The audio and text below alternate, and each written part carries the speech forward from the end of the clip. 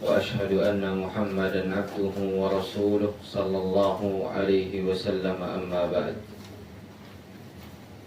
أيها الإخوة الكرام rahimani wa rahimakumullah. Kembali kita bersyukur kepada Allah Subhanahu wa ta'ala, memuji Allah Subhanahu wa ta'ala atas segala limpahan rahmat, karunia, kebaikan kepada diri-diri kita, sehingga kembali pada hari yang berbahagia ini kita dapat melanjutkan apa-apa yang telah kita kaji dari 40 hadis di dalam masalah akidah. Untuk hari ini secara khusus tidak ada murajaah, ada hafalan-hafalan kemarin disebabkan karena kurangnya waktu dan adanya sedikit urusan yang mendesak tadi, sehingga agak sedikit terlambat untuk kita masuk ke dalam pembahasan kita dalam hadis ke-7, di mana hadis ke-6 tentang masalah tamimah telah kita jelaskan, alhamdulillah, di mana tamimah di sisi para salaf itu terbagi 3 ya. Ada tamimah yang masuk ke dalam ranah syirik asghar, syirik kecil, yaitu menjadikan sesuatu sebagai sebab padahal ia bukanlah sebab. Jenis yang kedua,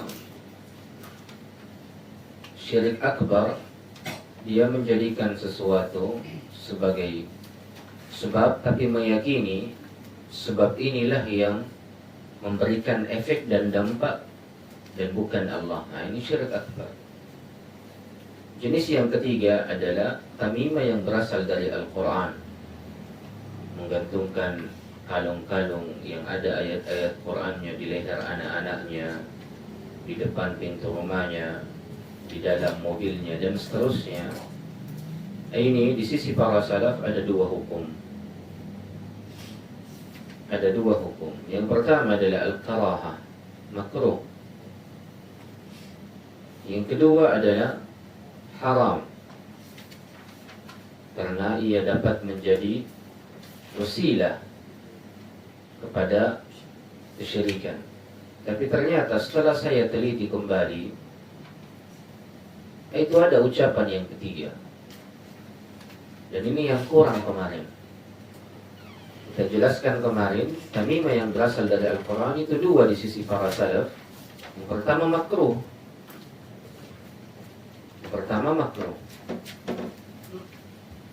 Yang kedua haram, karena ia mampu menyeret orang-orang yang melakukan demikian kepada kesyirikan. Ia meyakini bahwa yang ia gantung inilah yang menyelamatkannya, walaupun ada tulisan Al-Quran di situ, tapi karena kecondongannya dan tawakalnya telah berpindah, yang seharusnya dari Allah menuju gantungan tamimah ini, makanya dinilai sebagai haram karena dapat membawa pelakunya kepada kesyirikan. Ucapan yang ketiga ternyata ada di antara para salaf yang membolehkannya. Ada di antara para salaf yang membolehkannya, tapi yang membolehkan pun juga ini itu berselisih. Maka ucapan yang ketiga adalah boleh. Boleh. Kapan itu? Kata para ulama yang membolehkannya, ketika telah turun musibah pada dirinya atau pada diri anaknya. Karena telah datang sebuah hadis dari Nabi sallallahu alaihi wasallam, dari hadis Aisyah, Nabi sallallahu alaihi wasallam bersabda, "Laisa bitamimatin ma 'ulliqa ba'da an yaqa'al bala." Laisa bitamimatin, ada apa? Tidak.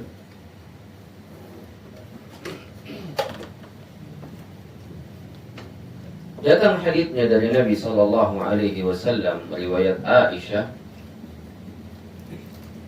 Riwayat Aisyah radhiyallahu an-Nabiy sallallahu alaihi wasallam qaal, apa kata Nabi? Laisa bitamimatin,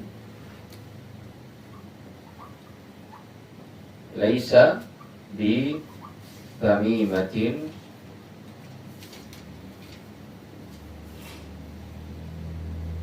ma ulliqa ba'da an yaqa'al bala'u. Laisa bitamimatin ma ulliqa ba'da an yaqa'al bala'u. Bukanlah tamimah apa-apa yang digantungkan setelah turunnya musibah.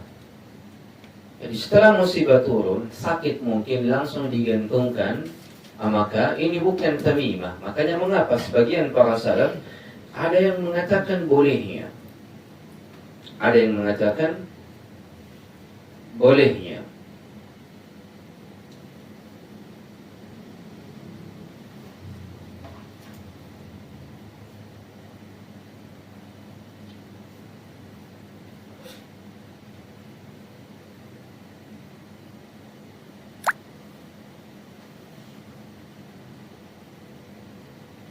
Maka ini ucapan yang ketiga ya. Ini ucapan yang ketiga dari pembahasan kita kemarin. Nah, kita masuk ke dalam hadis ketujuh dari Abdullah bin Mas'ud radhiyallahu anhu qala, sami'tu Rasulullah sallallahu alaihi wasallam yaqul, aku telah mendengar Rasulullah sallallahu alaihi wasallam bersabda, kata Abdullah bin Mas'ud, inna ruqa wat tamaima wat tiwalata syirk. Sungguh ruqyah atau mantra-mantra atau baca-baca, wat tamaim dan jimat-jimat, watiwala dan santet, syirkun. Atiwala itu santet untuk memisahkan dua orang yang saling mencintai antara suami istri. Ini rinciannya. Hadis ketujuh,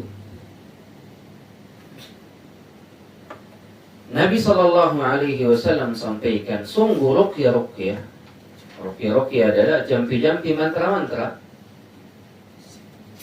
Wat tamaim, jimat-jimat penolak bala, pelindung dari gangguan. At-tiwala, pelet atau santet yang bertujuan untuk memisahkan antara dua orang yang saling mencintai atau membuat orang yang disantet itu tunduk pada dirinya. Nah, ini ada praktik perdukungan dan sihir ya. Ini maksud dari hadis ketujuh.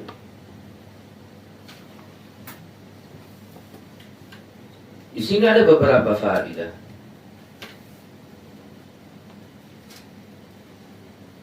Setelah kita memahami apa itu ruqyah, ar-ruqa, inna ruqa, sungguh ruqyah, maksudnya adalah jampi-jampi mantra-mantra yang diucapkan oleh seseorang untuk melindungi dirinya dari hal-hal yang buruk. Kita masuk dalam pembahasan ini dulu. Ar-ruqa, ruqyah atau jampi-jampi atau mantra-mantra itu terbagi dua. Ini faedah pertama. Ruqyah atau jampi-jampi atau mantra itu terbagi dua. Ada yang disyariatkan dan yang kedua ada yang terlarang.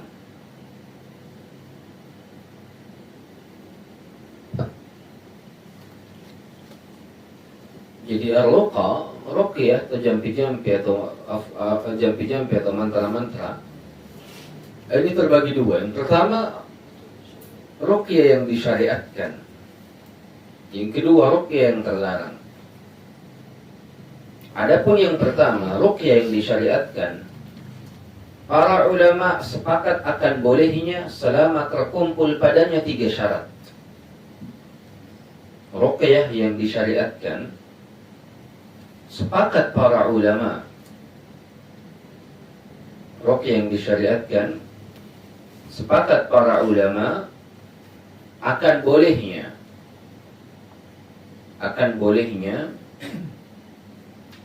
selama terkumpul padanya 3 syarat. Selama terkumpul padanya 3 syarat. Oktober. Jadi ruqyah yang disyariatkan, para ulama sepakat akan kebolehannya selama terkumpul padanya berapa syarat? 3. Yang pertama,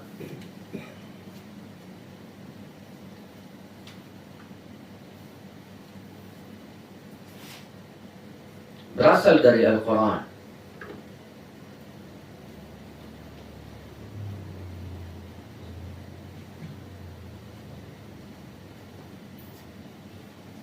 Berasal dari Al-Quran atau nama-nama dan sifat-sifat Allah.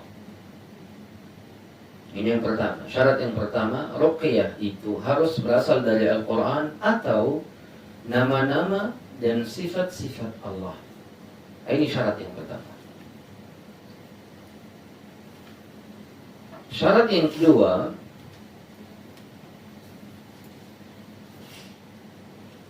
harus dengan bahasa Arab. Harus dengan bahasa Arab atau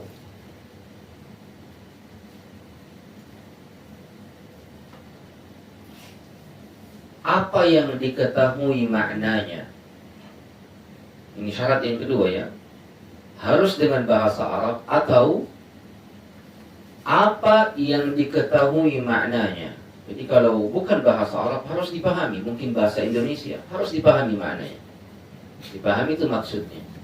Jadi syarat kedua harus berbahasa Arab. Kalau tidak berbahasa Arab, masuk atau apa yang diketahui maknanya.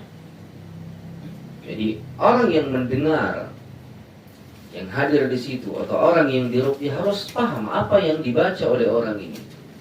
Jangan sampai BBB jadi depan tanah tidak dipahami apa maksudnya.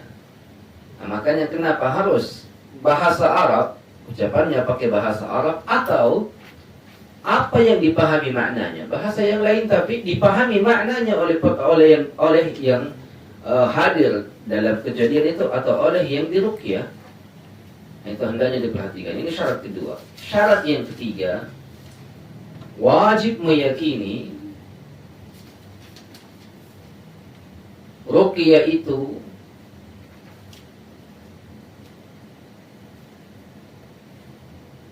tidak bermanfaat dengan sendirinya.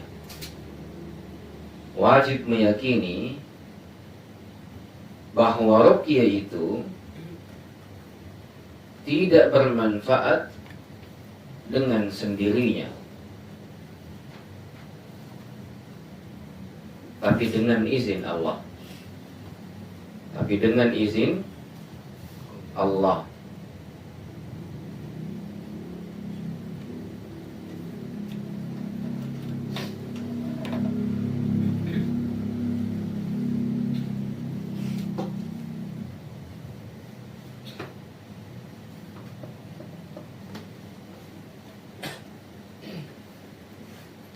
Nah, dipahami. Kita beralih pada ruqyah yang terlarang. Itu kan tadi ruqyah yang disyariatkan. Ini ruqyah yang terlarang. Ruqyah yang terlarang cuma 2 syaratnya. Ruqyah yang terlarang cuma 2 syaratnya.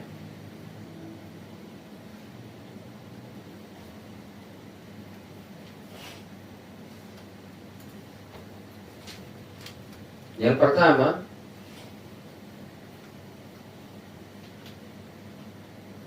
adanya salah satu syarat adanya salah satu syarat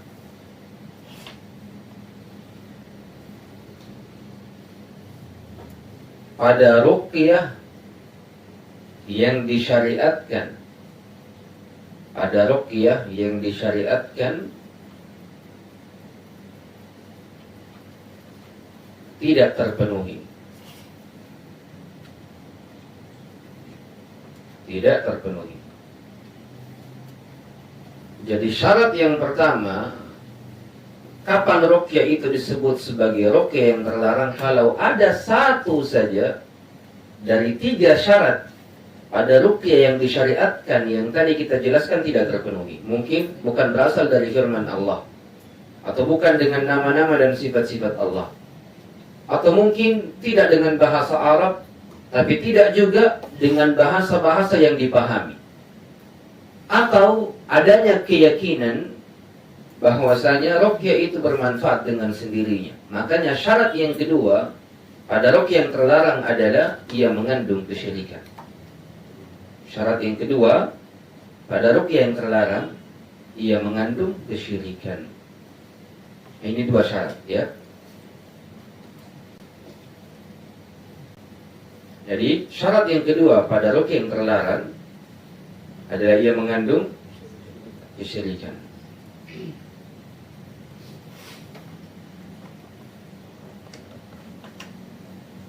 Ada sebuah riwayat datang dari Auf ibn Malik al-Ashja'i. Auf ibn Malik al-Ashja'i sahabat Nabi radhiyallahu tabaraka wa ta'ala pernah berkata, kami dahulu di masa jahiliyah itu pernah beruqyah. Kata Auf ibn Malik al-Ashja'i, kami dahulu di masa jahiliyah ini pernah juga meruqyah. Kemudian kami sampaikan hal ini kepada Nabi, ya Rasulullah, bagaimana pandanganmu dengan ruqyah kami? Maka Nabi SAW bersabda, i'ridu alayya ruqakum. Coba perdengarkan kepada saya bagaimana cara kalian meruqyah. Kemudian diperdengarkan Nabi SAW. Nabi menjawab, la ba'sa birruqa. Ruqyah itu tidak menjadi masalah sebenarnya, tidak apa-apa sebenarnya, malam yakun fihi syirk, selama tidak ada nilai-nilai kesyirikan. Nah, ini poin dari baginda Nabi sallallahu alaihi wasallam. Hendaknya benar-benar diperhatikan.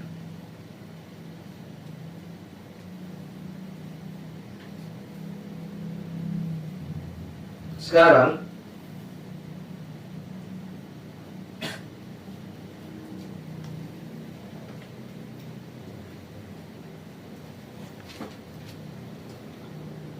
muncul pembahasan yang lain masih berkaitan dengan ruqyah, supaya kita merinci dalam masalah ini, ya.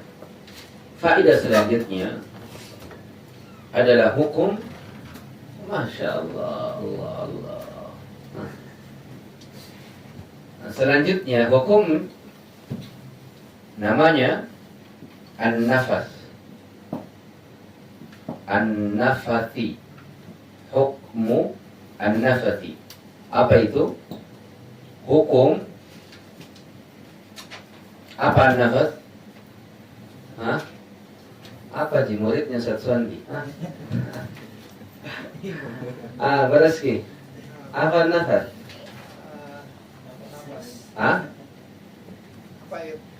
Apa an-nafas?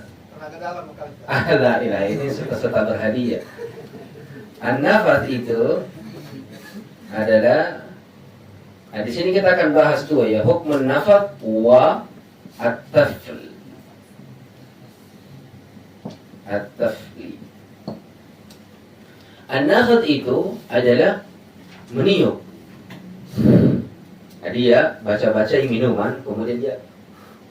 Kalau at-tafl meniup tapi ada sedikit air liur. Nah, begitu. Paham? Nah, ini bedanya. Ya, kalau an-nafas dia cuma meniup. Mungkin dia tiup kepalanya orang yang diruqyah. Itu artinya nafas. At-tafal dia tiup tapi ada sedikit keluar air liur. Bukan jadi bilang bebe, nah bebe orang. Tidak. Bedakan an-nafas, at-tafal sama ada satu namanya al-busaq. Al-busaq ini bebe. Nah, BB mentongi orang. Kalau ini sedikit sedikit sekali, sedikit isyarat, bahkan seakan-akan tidak ada air yang keluar, tidak ada air yang keluar. Begitu saja. Tapi kalau an-nafat ini benar-benar cuma udara, dipahami? Ini tingkatannya. Tapi ini kita tidak bahas karena pasti ini terlarang. Masa di rupiah orang baru di BBI? Tidak mungkin. Makanya al-busaq ini terlarang. Dipahami ya? Nah, ini tiga istilah, tiga ungkapan, tiga kata di dalam bahasa Arab. Itu tingkatan-tingkatannya seperti itu. Jadi harus dipahami. Harus dipahami.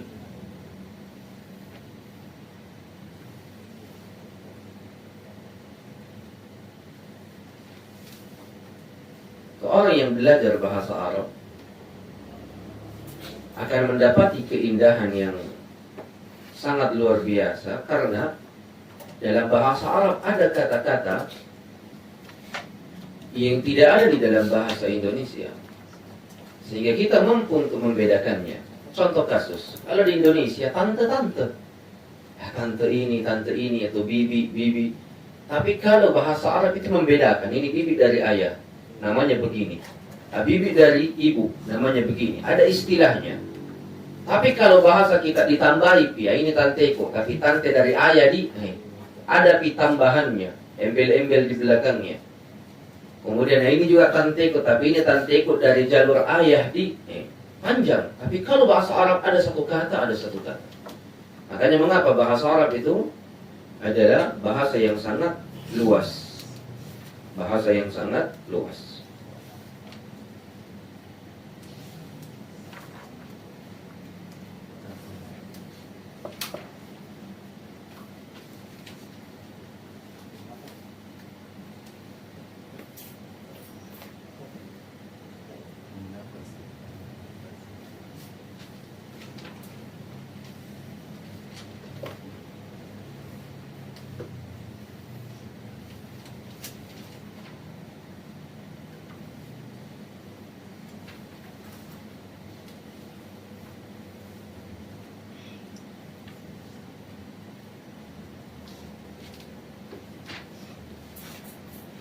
Saya itu kalau baca buku-buku para ulama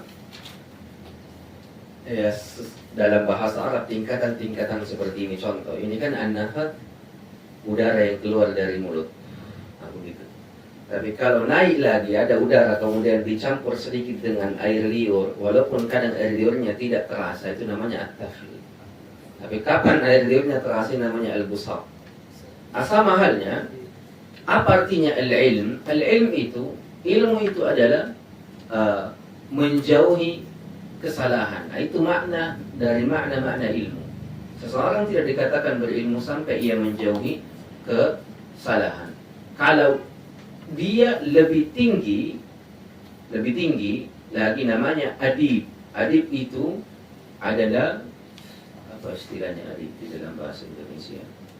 Sastrawan. Kalau dia lebih tinggi lagi ilmunya namanya arif. Kalau lebih tinggi lagi ilmunya namanya labib. Kalau lebih tinggi lagi ilmunya namanya aqil. Barulah dikatakan berakal. Nah, itu tingkatannya. Sama halnya kalau ada orang-orang yang gerak-geriknya itu bodoh, maka dikatakan ini antum syaitan. Syaitan. Kalau lebih tinggi lagi keburukannya namanya marid. Kalau lebih tinggi lagi keburukannya namanya abqari. Kalau lebih tinggi lagi keburukannya namanya ifrit. Ifrit kan rajanya iblis. Dipahami, itu ada tingkatan-tingkatan seperti itu di dalam bahasa Arab. Jadi syaitan, kemudian marid, kemudian abqari, kemudian ifrit. Ifrit ini puncak. Sudah, kalau dikatakan ya anta ifrit berarti sudah parah sekali. Itu tingkatannya. Sama halnya, kalau ada orang bodoh kan namanya jahil. Kalau jahil ini tingkatan paling rendah nih. Kalau mau yang lebih tinggi, itu namanya al-ma'ib. Kalau mau lebih tinggi, ar-raqi'. Kalau mau lebih tinggi, al-anwaq. Kalau mau yang paling puncak, ahmaq. Itu tingkatan kebodohan. Jadi di dalam bahasa Arab itu ada seperti itu. Dalam bahasa Indonesia tidak ada. Ada yang cuma ente bodoh. Kemudian kalau mau ditambah puncaknya bodoh sekali, begitu sih. Tapi dalam bahasa Arab indah. Dalam bahasa Arab itu indah. Sekarang kita kembali ke dalam pembahasan. Hukmun nafat. Apa hukum meniup dalam masalah ruqyah? Apa hukum meniup dalam masalah ruqyah?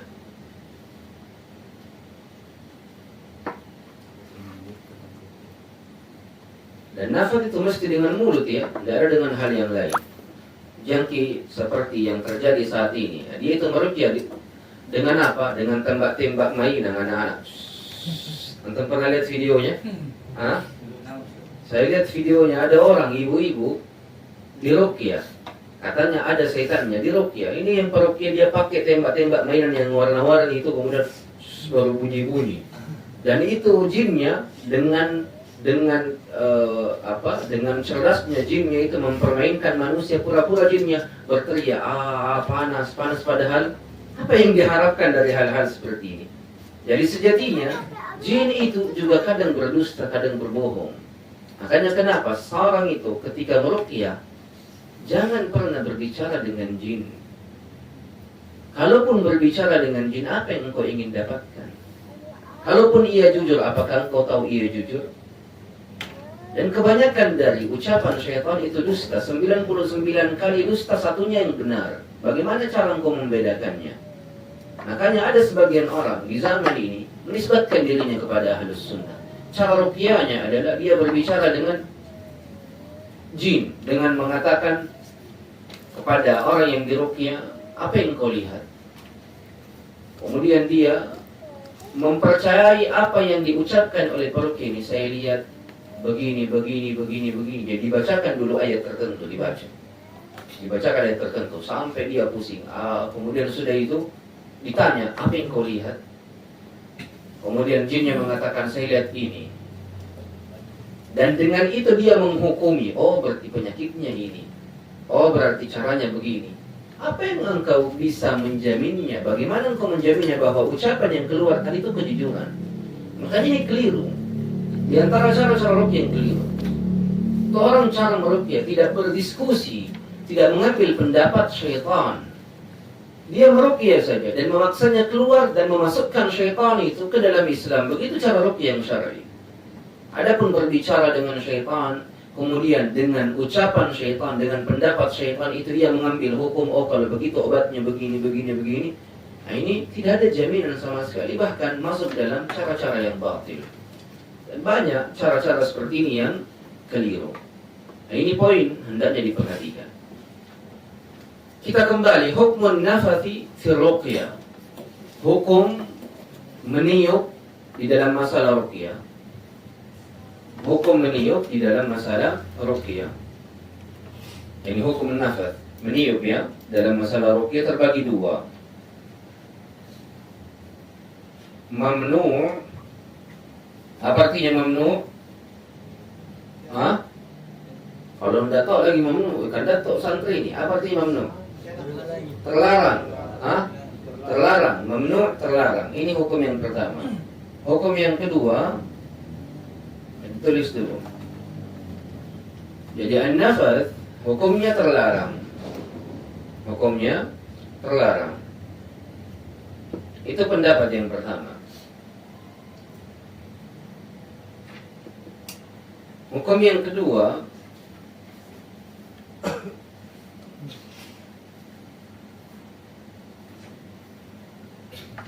boleh. Al-jawaz.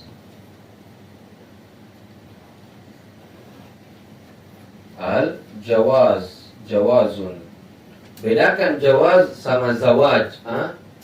Kalau jawaz boleh, kalau zawaj menikah. Awas sikit. Bedakan kita dua kata.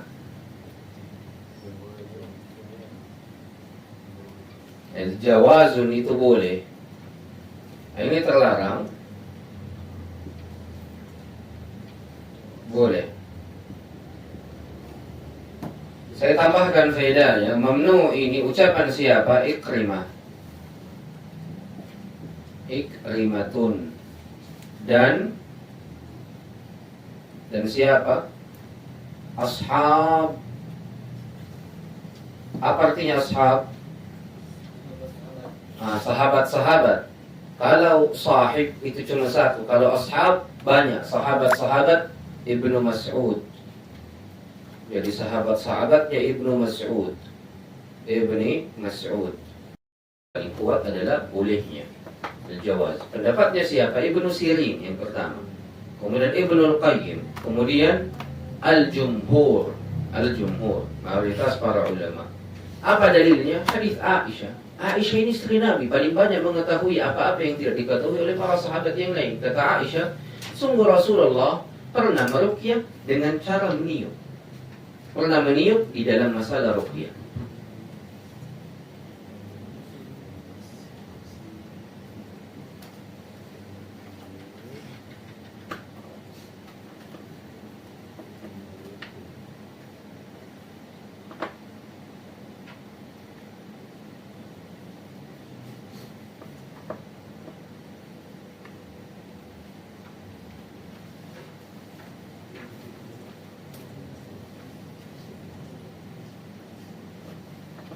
Dipahami ini? Hah? Santri? Santri ini pasti nanti ujiannya saya tanya. Hukum an-nafath di dalam ruqyah ada berapa? Dua, mamnu, jawaz, terlarang dan boleh. Siapa yang mengatakan mamnu? Antum harus katakan Ikrimah wa ashab Ibn Mas'ud. Antum penuntut ilmu, itu bedanya kalian dengan orang-orang awam. Tahu siapa yang mengatakan ini. Kemudian yang mengatakan boleh siapa? Ibn Sirin, Ibn Al-Qayyim dan jumhur ulama. Pahami? Dihapus dulu. Rezeki sudah? Hah? Lama sekali menulis. Hah? Ayah. Yang terlambat menulis ini mau dia nulis seperti tidak. Hah? Abu rezeki saja dulu sudah duluan, masa rezeki tidak? Ayah. Abu Kinan aman. Nanti kalau tanya jawab lagi saya tanya-tanya antum kalau ada masalah-masalah akidah. Ada rezeki.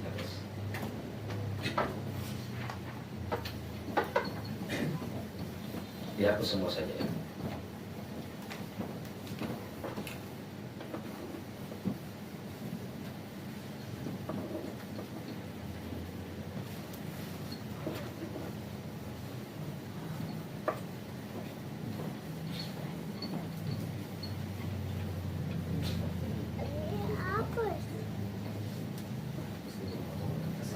Nah,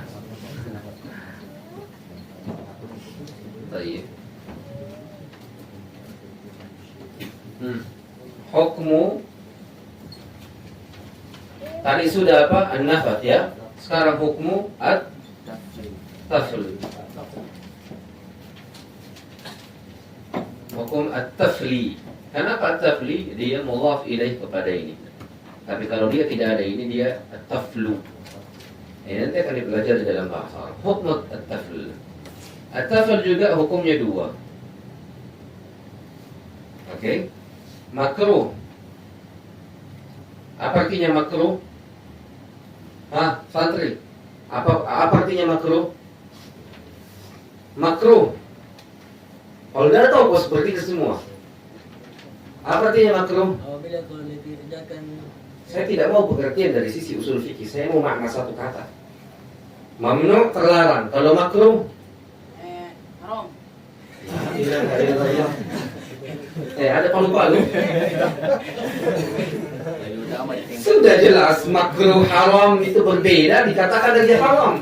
Hah? Tapi saya tidak mau salahkan Reza dalam masalah ini karena memang istilahnya Imam Syafi'i. Kalau Imam Syafi'i katakan ini makruh maksudnya haram. Jadi masuk dalam maknanya. Tapi saya mau makruh secara umum. Apa maknanya? Satu kata saja. Lebih utama ditinggalkan. Dibenci ya ikhwah.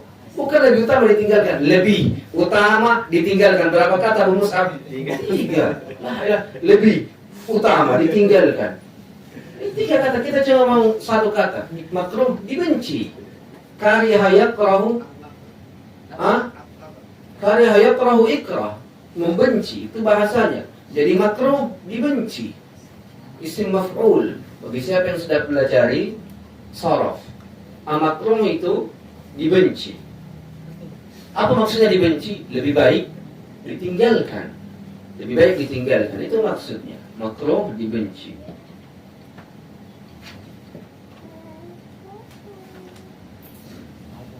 Dibenci. Hukum yang kedua, jawaz. Jawazun. Apa artinya jawaz? Boleh. Boleh. Makruh. Siapa yang mengatakan makruh? Al-Imam Ahmad. Al-Imam Ahmad. Apa beliau katakan? Beliau mengatakan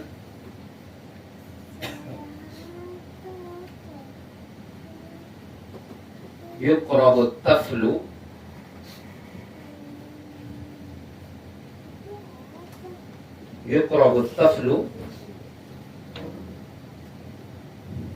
fi ruqyah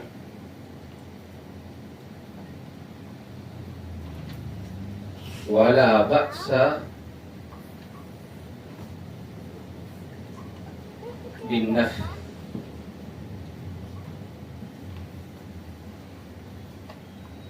Yuqrabu taflu fi, ini anunya spidolnya terlalu besar sekali.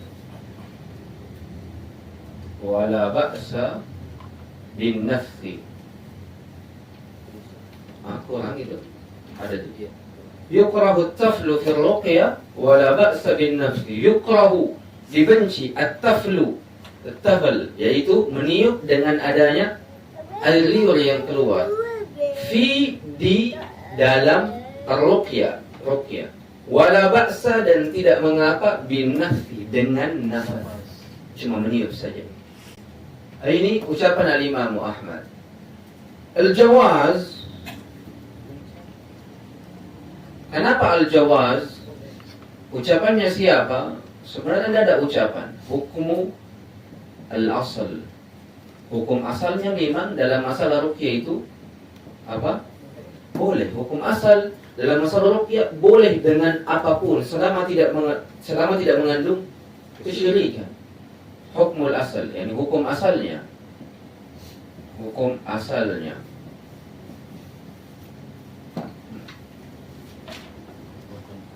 Hukum asalnya seperti itu. Maksudnya boleh dalam seluruh masalah, di dalam masalah ruqyah selama tidak mengandung kesyirikan. Sekarang muncul pertanyaan, kalau memang hukum asalnya di dalam masalah at-tafl, di dalam ruqyah boleh, kenapa Imam Ahmad mengatakan yukrah, dibenci? Jawabannya, karena at-tafl bisa membawa seseorang kepada kesyirikan. Bagaimana caranya? Dia bebe itu dia tiup tapi dengan sedikit keluar air liur. Ternyata orang yang dilup dia bilang, bebe ini berkah.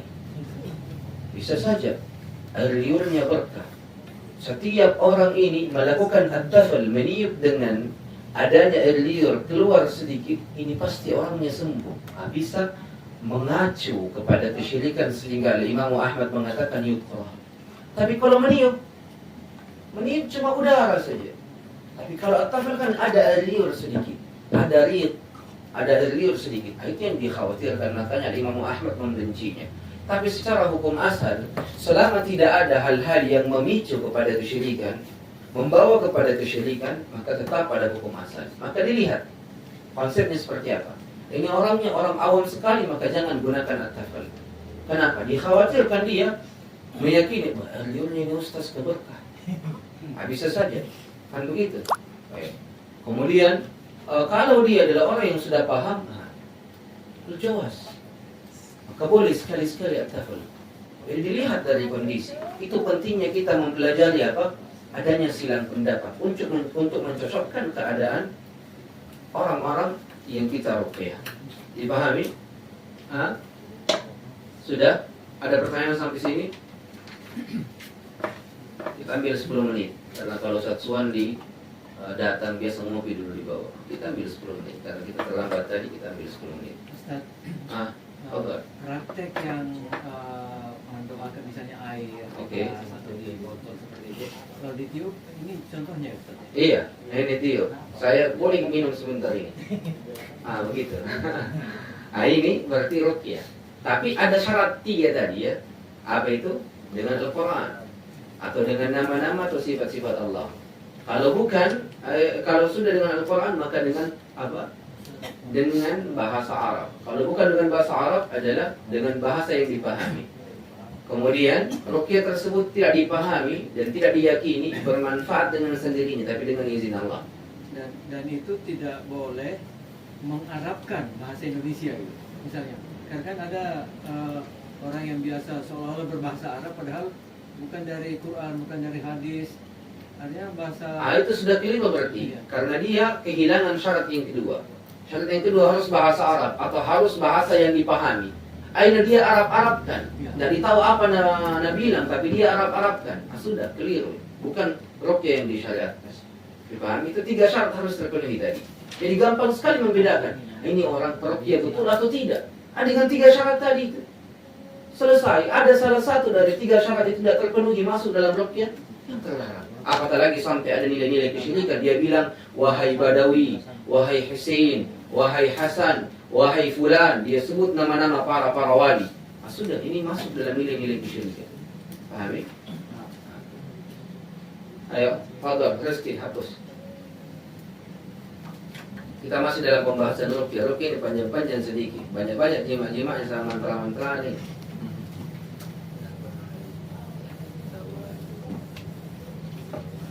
Hukum, pertanyaan selanjutnya tulis hukum diruqyah sama orang non muslim. Maksudnya sekarang tidak ada orang muslim. Kita tinggal di mana? Di negara Eropa, enggak ada demikian. Hukum diruqyah oleh non muslim, tulis dalam kurung ahli kitab. Jadi bukan semua non muslim, jangan sampai orang Cina, orang Buddha, orang Jepang yang mempercayai Tuhannya dalam matahari, tidak boleh. Non muslim di sini ahli kitab. Apa itu ahli kitab? Nasrani ataupun Yahudi. Cuma 2 itu saja. Hukum diruqyah oleh mereka. Oke?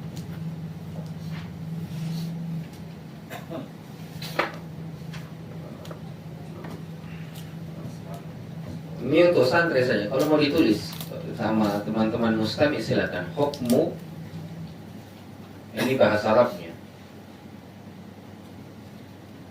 Afwan. Hukmu ruqyat al-kitabi. Hukmu ruqyatil kitabiyyi lil muslim. Lil muslimi. Hukum ruqyah al-kitabi, ahli kitab Nasrani ataupun Yahudi, li untuk al-muslim. Oke?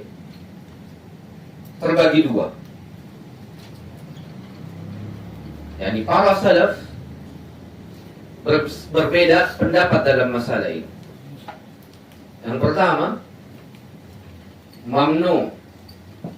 Apa arti mamnu? Terlarang. Yang kedua, jawaz. Mamnu'un jawaz, yakni terlarang. Terlarang boleh, terlarang atau boleh. Yang mengatakan terlarang itu siapa? Al-Imam siapa? Siapa? Ahmad, yang ngasih suka-suka berhadiah. Al-Imam Malik. Yang kisahnya Al-Imam Ahmad itu di mesin Al-Imam Ahmad, naudzubillah. Al-Imam Malik. Al-Imam Malik mengatakan apa? La uhibbuhu, saya tidak suka. La uhibbuhu. La uhibbuhu, saya tidak suka. Maksudnya saya benci. Saya benci di ruqyah sama orang Nasrani ataupun Yahudi. Ini Malik yang mengatakan. Yang mengatakan bolehnya adalah muridnya. Siapa murid Al-Imam Malik? Al-Imamu Asy-Syafi'i. Muridnya yang mengatakan boleh.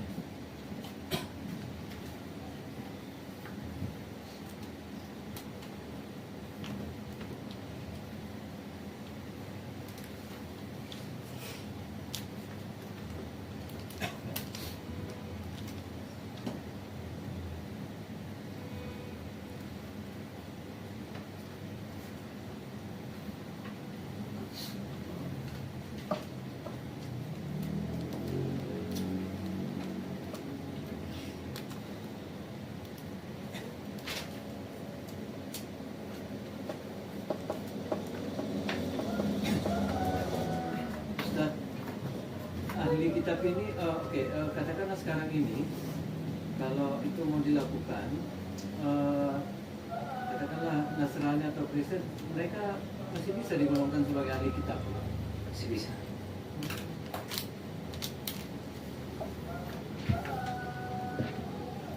Jadi ucapan ahli kitab itu akan tetap ada sampai hari kiamat.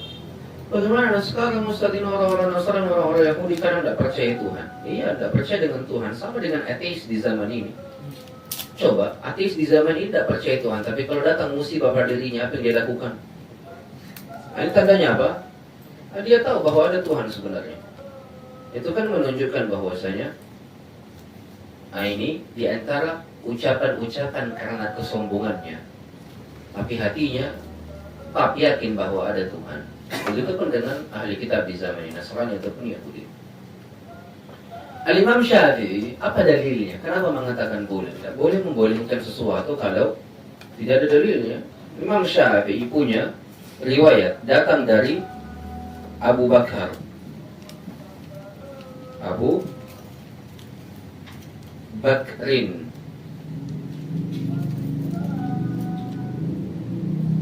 Kata Abu Bakar, saya langsung saja berikan ucapannya.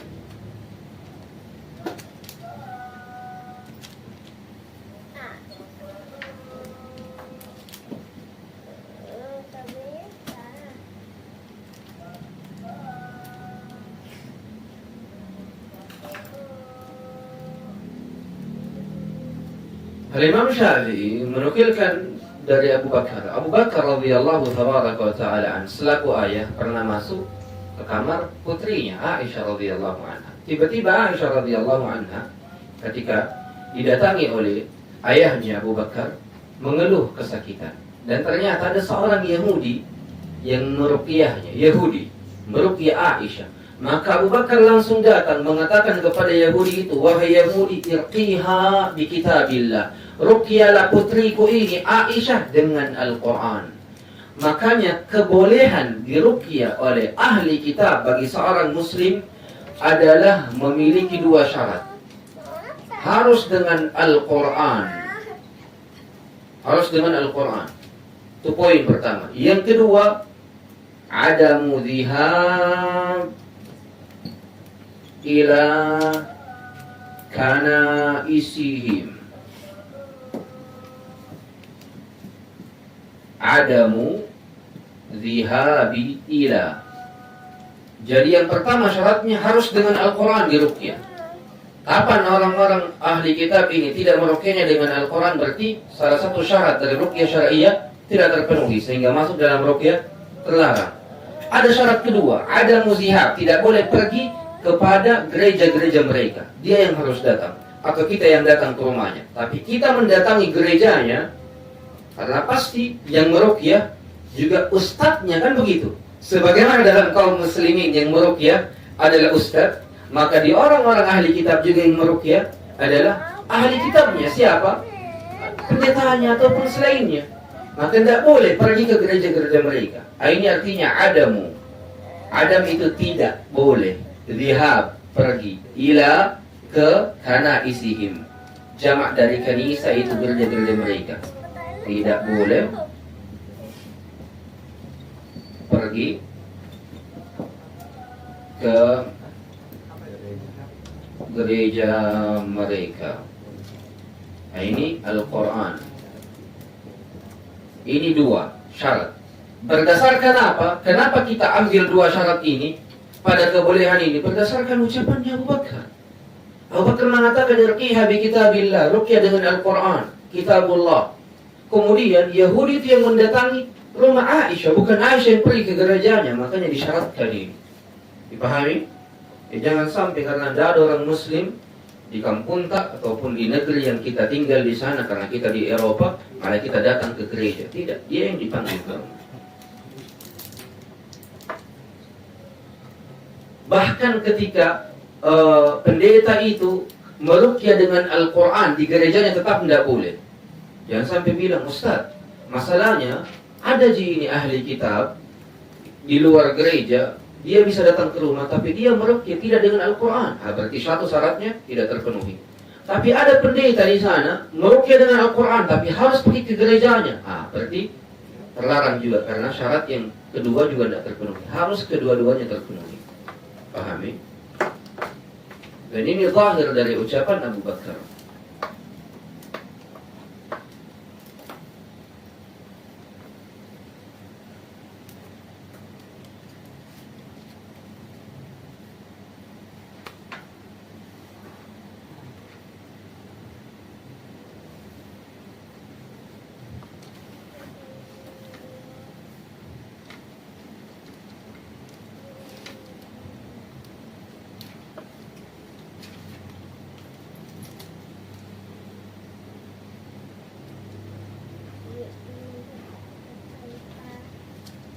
Ini saja dulu apa yang dapat kita bahas. Pembahasan terakhir insyaallah masuk dalam masalah ruqyah. Apakah boleh menulis Al-Quran di kertas?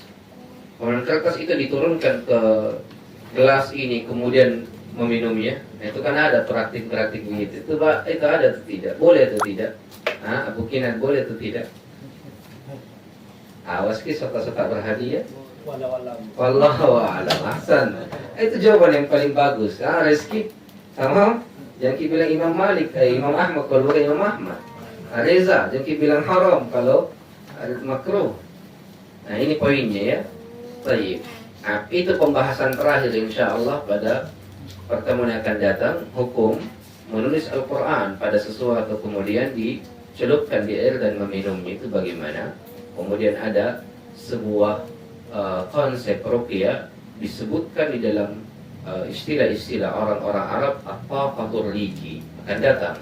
Ini diantara tata cara orang-orang Yahudi dan Nasrani di dalam berobat. Itu ada namanya at-taqatur riki. Ada juga pada obat-obat Cina namanya itu shichong namanya.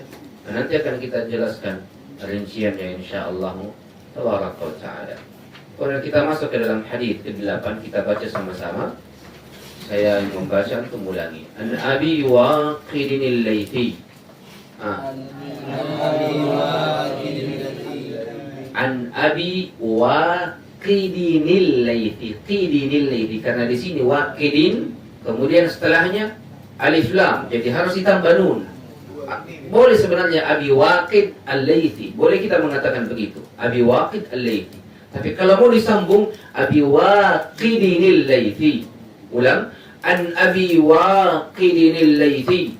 An Abi Waqidin al-Laythi. Anna Rasulullah sallallahu alaihi wasallam. Anna Rasulullah sallallahu alaihi wasallam. Lamma kharaja ila Hunain. لما خرج إلى حنين مر بشجرة للمشركين مر بشجرة للمشركين وفي رواية ونحن حديث عهد بكفر. Ada itu? Oh, berarti berbeda ya. Ini cetakan terbaru saya. Maaf Pak, saya kirimkan untuk cetakan lama. Ada masalah. Atau iya. Saya ambil cetakan yang lama dulu, mana bangun.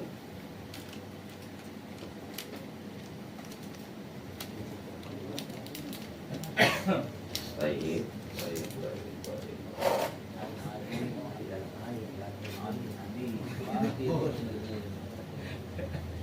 Mana boleh ini?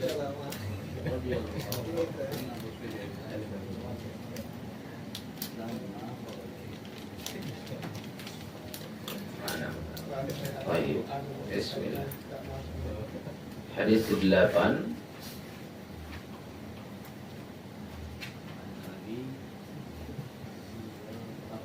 Baik. Yuqalu laha ذات أنواط يعلقون عليها أسلحتهم فقالوا يا رسول الله اجعل لنا ذات أنواط كما لهم ذات أنواط كما لهم ذات الأنوار. فقال النبي صلى الله عليه وسلم فقال النبي صلى الله عليه وسلم سبحان الله سبحان الله هذا كما قال قوم موسى هذا كما قال قوم موسى اجعل لنا إلها كما لهم آلهة اجعل لنا إلها كما لهم آلهة والذي نفسي بيده والذي نفسي بيده لتركبن سنة من كان قبلكم لتركبن سنة من كان قبلكم. رواه الترمذي. رواه الترمذي. Ini tambahan bagi santri. Sudah ada berapa? Ada rawahu Tirmidzi, ada rawahu Abu Daud, ada rawahu Ahmad, dan ada rawahu Muslim. Dipahami? Kemudian ini juga perawi yang baru namanya Abi Waqid Al-Laythi radhiyallahu anhu. Jadi ini diperhatikan ya. Nanti rincian terjemahannya akan datang pada pertemuan selanjutnya insyaallah. Karena kita tidak mau membuat asatidzah selanjutnya terlambat, kita cukupkan. Subhanakallahumma bihamdika asyhadu an la ilaha illa anta astaghfiruka wa atubu ilaik. Assalamualaikum warahmatullahi wabarakatuh. Waalaikumsalam.